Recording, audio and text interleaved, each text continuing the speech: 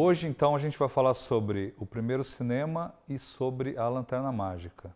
E depois conversar um pouco sobre Georges Méliès. No começo do século XX, o cinema inaugurou uma era de predominância das imagens. Mas quando apareceu por volta de 1895, não possuía um código próprio e estava misturado a outras formas culturais, como, por exemplo, os espetáculos de lanterna mágica, o teatro popular, os cartoons, as revistas ilustradas e os cartões postais. Os aparelhos que projetavam filmes apareceram como mais uma curiosidade entre várias invenções que surgiram no final do século XIX. Esses aparelhos eram exibidos como novidade em demonstrações nos círculos de cientistas, em palestras ilustradas e nas exposições universais, ou misturadas a outras formas de diversão popular, tais como circos, parques de diversões, gabinetes de curiosidades e espetáculos de variedades. Transformação constante. Essa talvez seja a melhor maneira de descrever os primeiros 20 anos do cinema, de 1895 a 1915. Esse período testemunhou uma série de reorganizações sucessivas em sua produção, distribuição e exibição. A história do cinema faz parte de uma história mais ampla e que engloba não apenas a história das práticas de projeção de imagens, mas também a dos divertimentos populares, dos instrumentos ópticos e das pesquisas com imagens fotográficas. Os filmes são uma continuação natural na tradição das projeções de lanterna mágica, nas quais, já desde o século XVII, um apresentador mostrava ao público imagens coloridas projetadas numa tela através do foco de luz gerado por uma chama de luz, com acompanhamento de vozes, música e efeitos sonoros. A lanterna mágica é um aparelho para projeção de imagens sobre vidro pintadas em cores translúcidas.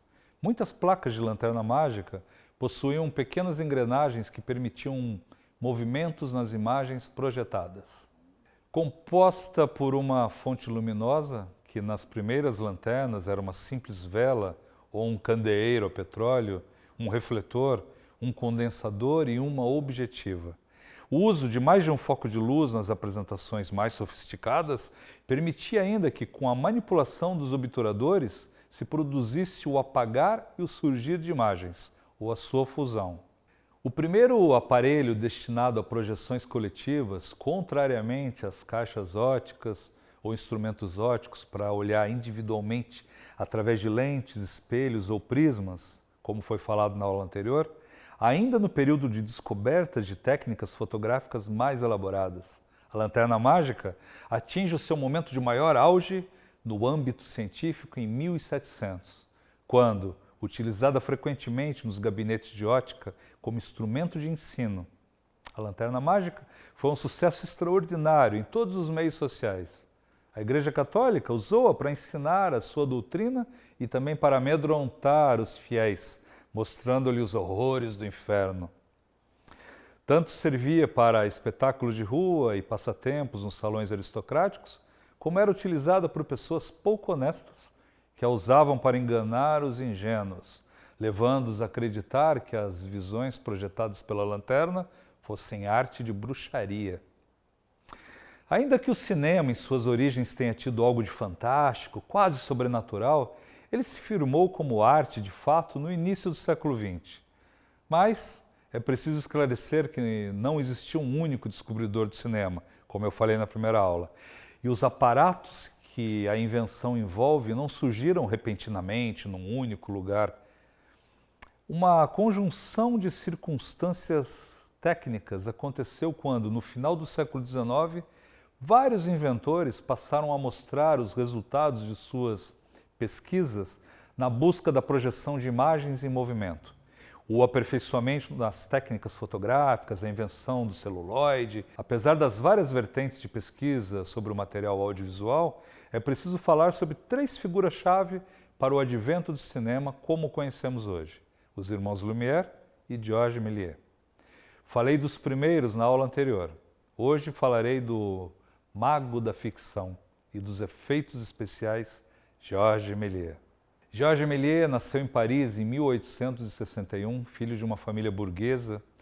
Em 1888, aos 26 anos, ele comprou o Teatro Robert Houdin, graças à herança deixada por seu pai. O contato de Méliès com o mundo do cinema aconteceu em 1895, quando ele assistiu a uma demonstração do cinematógrafo dos irmãos Lumière. Ele até mesmo tentou comprar a invenção, mas os irmãos recusaram-se a vendê-la. O francês vai então à Inglaterra e compra de William Poe um aparelho chamado animatógrafo. No início, Méliès filmava temas simples, como o mar, a rua e a sua família. Mas logo, ele inicia a filmar temas cômicos e rapidamente descobre o efeito da trucagem. Até 1912, ele já havia realizado mais de 520 filmes de todos os tipos de gênero. Políticos, fantásticos, humorísticos. Ele foi também responsável por criar profissões até então desconhecidas para a época. Produtor, cenarista, decorador, ator, operador. Não bastasse isso, Méliès também foi o primeiro a criar um estúdio de cinema na sua propriedade de Montreuil, no ano de 1897.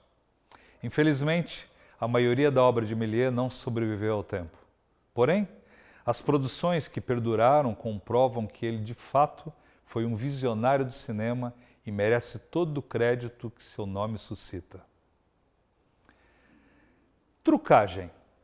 A técnica que permitiu a Méliès tornar-se um mágico do cinema foi descoberta ao acaso.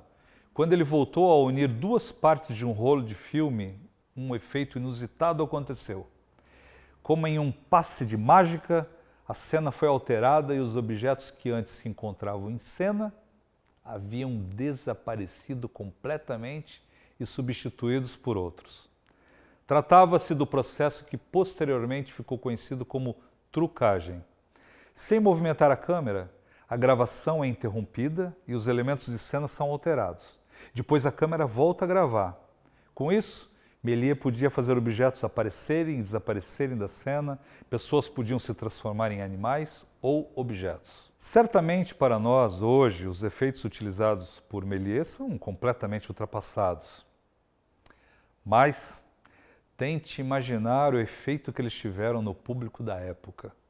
Lembre-se que na primeira exibição do cinematógrafo dos irmãos Lumière, as pessoas saíram correndo com medo que fossem ser atropeladas pelo trem, aquele trem que aparecia na tela. Grande parte da celebridade de Méliès se deve ao fato dele ter introduzido narrativas fantásticas no cinema. Até então, a maioria das exibições não tinham nada de extraordinário. Na realidade, os filmes que eram produzidos no começo do cinema eram monótonos. Buscavam apenas filmar a realidade, sem espaço para a criatividade e a imaginação. Mas, com Méliès, isso começou a mudar. Cada vez mais o cinema foi adquirindo suas características próprias, que o distanciava da simples captura da realidade.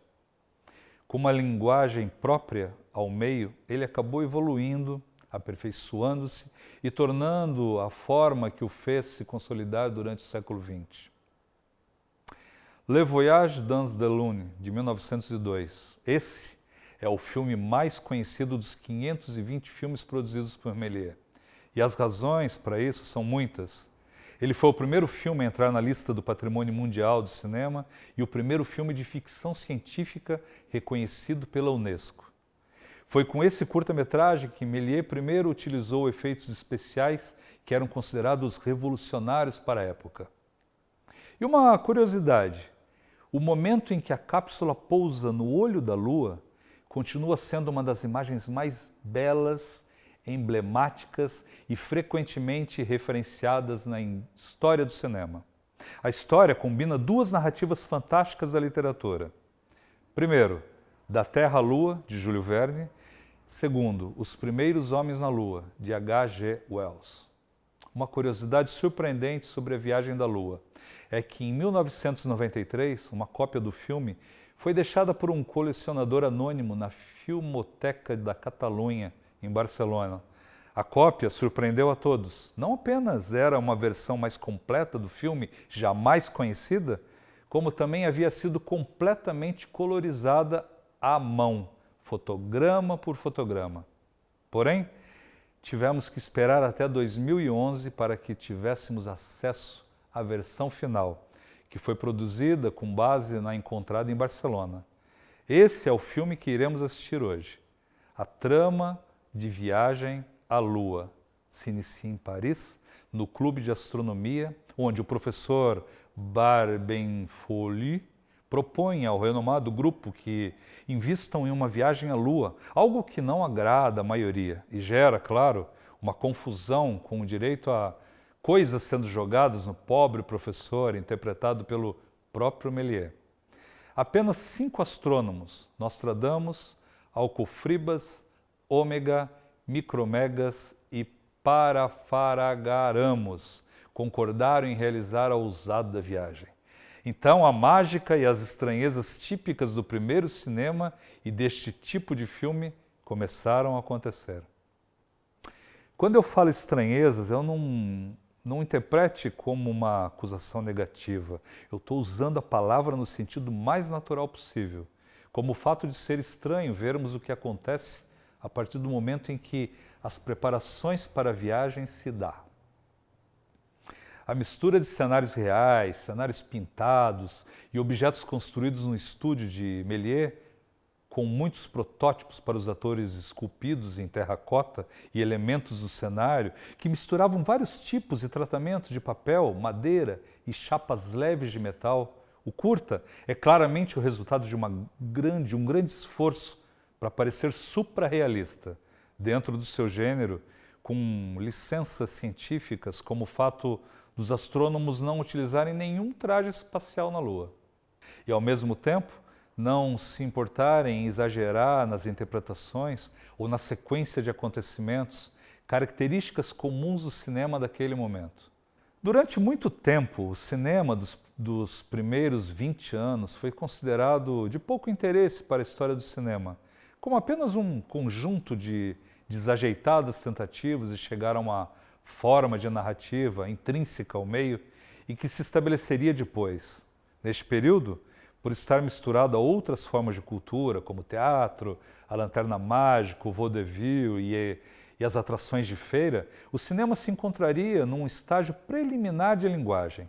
Os filmes teriam, aos poucos, superado as suas limitações iniciais e se transformado em arte ao encontrar os princípios específicos de sua linguagem, ligados ao manejo da montagem como elemento fundamental da narrativa. Para o historiador Tom Goonen, o cinema da primeira década tem uma maneira particular de se dirigir ao espectador e que configura o que ele chamou de cinema de atrações.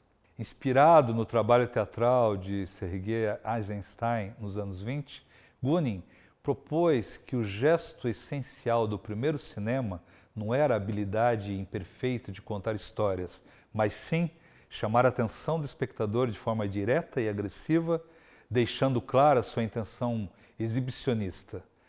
Nesse cinema de atrações, o objetivo é como nas feiras e parques, nos parques de diversões, é espantar e maravilhar o espectador.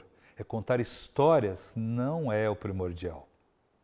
O período do primeiro cinema pode ser dividido em 2 fases. A primeira corresponde ao domínio do cinema de atrações e vai dos primórdios em 1894 até 1906 e 1907, quando se inicia a expansão dos Nickelodeons e o aumento da demanda por filmes de ficção. A segunda vai de 1906 até 1913, 1915 e é o que se chama de período de transição, quando os filmes passam gradualmente a se estruturar como um quebra-cabeça narrativo, que o espectador tem que montar baseado em convenções exclusivamente cinematográficas. O período em que a atividade se organiza em moldes industriais é esse período, esse segundo. Uma vez que as transformações estão então ocorridas, não eram homogêneas e nem abruptas. Tarefa: apresentar uma análise crítica do filme A Viagem à Lua. Nos encontramos na próxima aula.